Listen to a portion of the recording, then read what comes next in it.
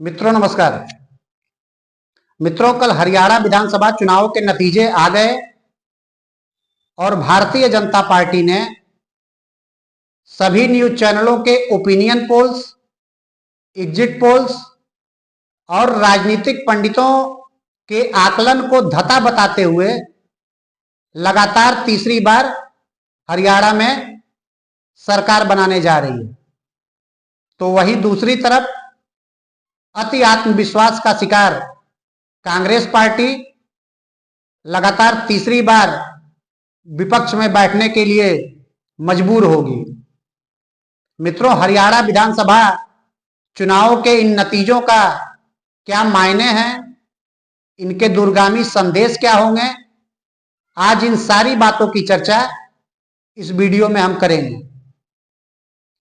मित्रों, हरियाणा की जनता का एक टेस्ट रहा है। हरियाणा की जनता ने हमेशा तीसरी बार जनादेश लेने आने वाली पार्टियों और नेताओं को नकारा है। फिर चाहे वो 1987 में पूर्व मुख्यमंत्री भजनलाल के नेतृत्व में कांग्रेस पार्टी सिर्फ 5 सीटों पर सिमट के रह गई, तो वहीं 2014 में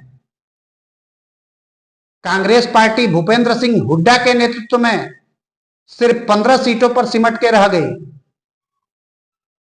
मित्रों, हरियाणा की जनता ने 1966 में हरियाणा के गठन के बाद पहली बार किसी पार्टी को लगातार 3 बार सरकार बनाने का अवसर दिया है और भारतीय जनता पार्टी ने 2014 के अपने रिकॉर्ड को और बेहतर करते हुए एक नई इबारत लिखी है।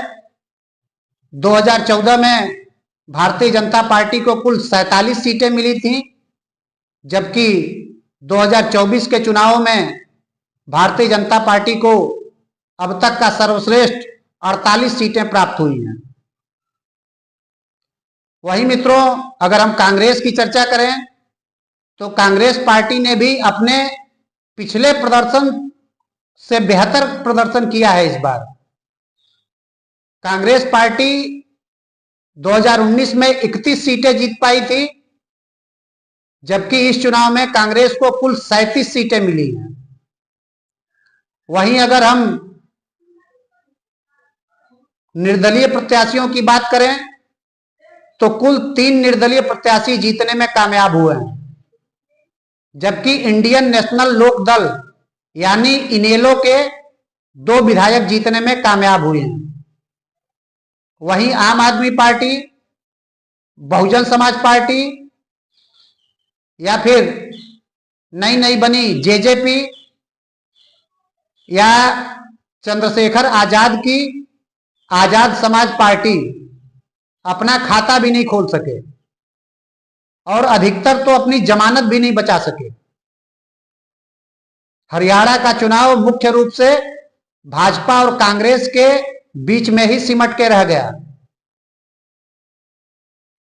मित्रों, अगर वोट परसेंटेज की हम बात करेंगे तो वोट प्रतिशत के मामले में भारतीय जनता पार्टी और कांग्रेस में कोई बड़ा अंतर नहीं है। हरियाणा की जनता ने भारतीय जनता पार्टी को 39.94% वोट दिया है, जबकि इंडियन नेशनल कांग्रेस को 39.09% वोट मिला है। वहीं अगर हम निर्दलीय प्रत्याशियों की बात करें तो निर्दलीय प्रत्याशियों को कुल 11.64% वोट मिला है। इंडियन नेशनल लोक दल को 4.14%, बहुजन समाज पार्टी को 1.82%, आम आदमी पार्टी को 1.79% और जननायक जनता पार्टी यानी जेजेपी को 0.90% यानी 1% से भी कम वोट शेयर प्राप्त हुआ हरियाणा विधानसभा में। जबकि 2019 के विधानसभा चुनाव में जेजेपी के कुल 10 विधायक चुन के आए थे और जेजेपी भारतीय जनता पार्टी के साथ सरकार भी चलाई। अगर मित्रों हम हरियाणा विधानसभा में सबसे बड़े मार्जिन से जीत की अगर हम बात करें तो फिरोजपुर झिरका विधानसभा के प्रत्याशी मम्मन खान, जो इंडियन नेशनल कांग्रेस के प्रत्याशी थे, उन्होंने भारतीय जनता पार्टी के प्रत्याशी नसीम अहमद को 98,441 वोटों से हराया। और अगर हम सबसे कम अंतर की बात करें तो उचाना कला विधानसभा से भारतीय जनता पार्टी के प्रत्याशी देवेंद्र चतुर्भुज अत्री ने अपने प्रतिद्वंदी कांग्रेस पार्टी के प्रत्याशी ब्रिजेंद्र सिंह को केवल 32 वोटों से हराया। मित्रों, हरियाणा विधानसभा चुनाव के कुछ महीने पहले से ही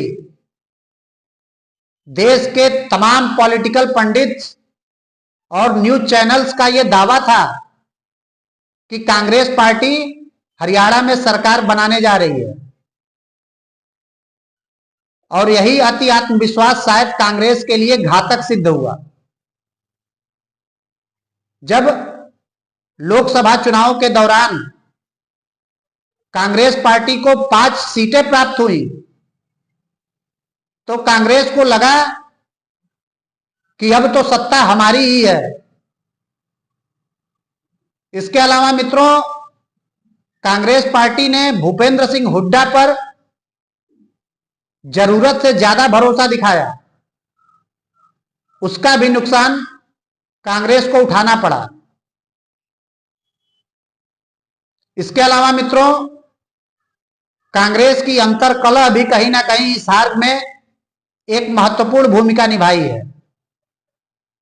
कांग्रेस पार्टी के वरिष्ठ नेताओं जैसे भूपेंद्र सिंह हुड्डा, रणदीप सुरजेवाला और कुमारी शैलजा के बीच का जो विवाद था, उस विवाद ने भी कांग्रेस पार्टी की इस हार में अहम भूमिका निभाई है।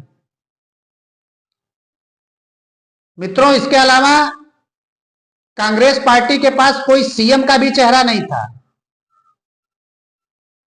और इस चुनाव में कहीं ना कहीं राहुल गांधी का अमेरिका में देश विरोधी बयान कांग्रेस के लिए नुकसानदायक सिद्ध हुआ। मित्रों, कांग्रेस पार्टी ने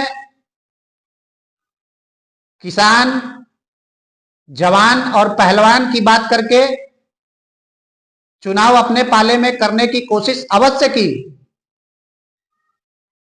लेकिन हरियाणा की जनता ने उनके इन सारे कोशिशों पे पानी फेर दिया।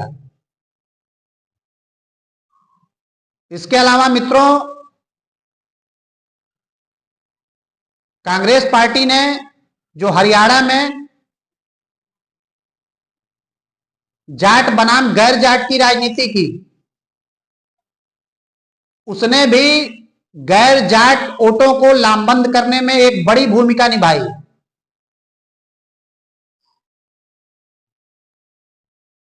अगर हम भारतीय जनता पार्टी के जीत के कारणों की चर्चा करें तो भाजपा की जीत के प्रमुख कारण नरेंद्र मोदी हैं।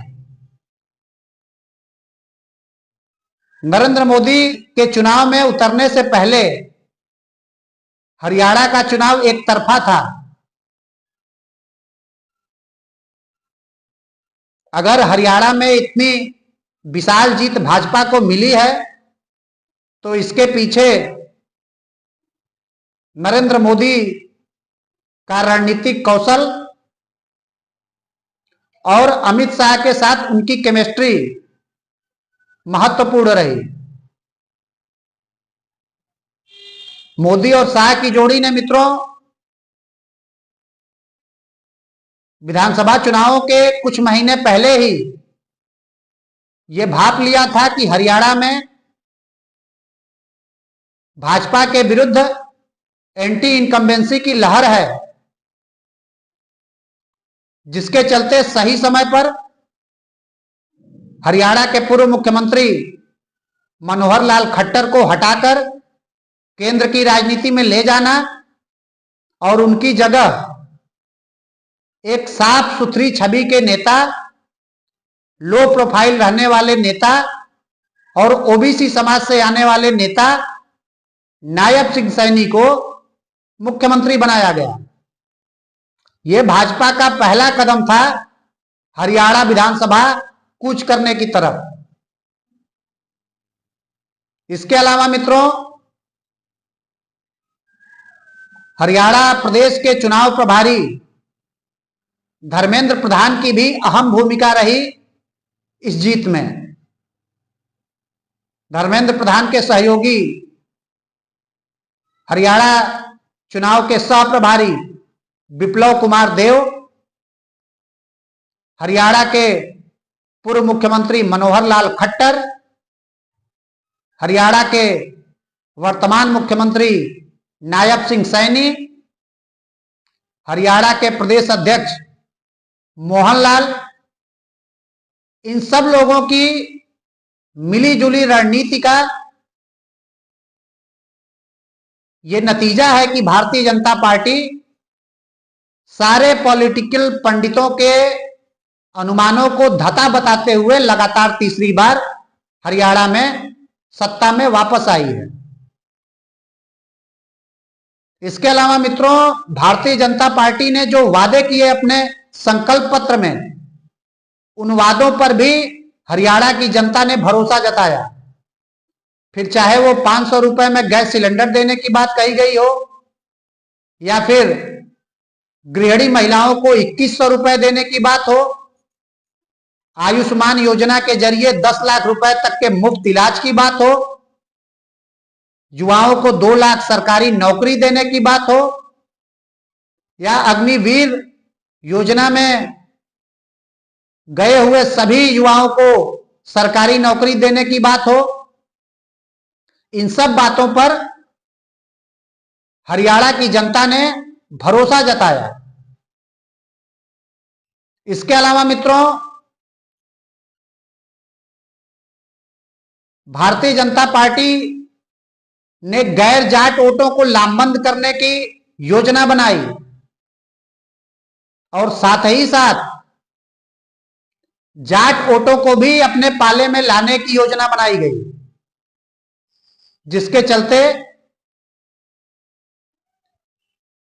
कांग्रेस पार्टी से आई हुई पूर्व मुख्यमंत्री चौधरी बंसीलाल की पुत्रवधू